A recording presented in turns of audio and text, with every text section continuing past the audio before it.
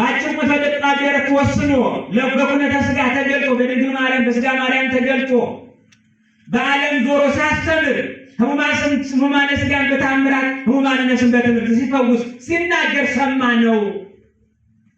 የዚህ ሰማነው ያ የሕይወት ቃል ነው።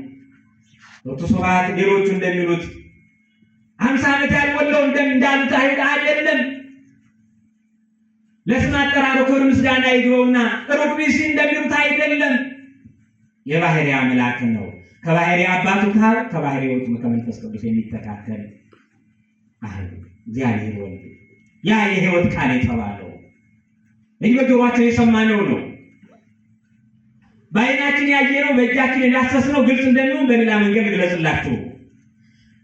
በሥጋ ማርያም የተገለጠ ነው ያ የሕይወት ቃል የሕይወት ቃል ቅድም ቃል የሕይወት ቃል ነው።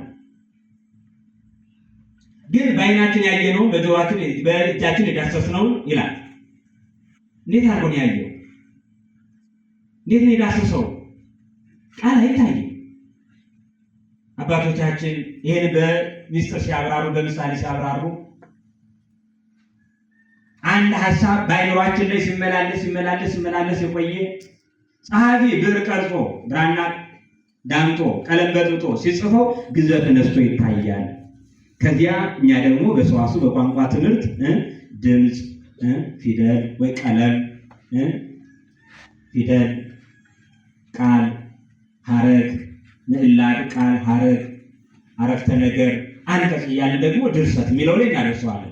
ሕግ እናበጀለታለን አይደል? ያውናኔ ቋንቋ ላስተምራችኋል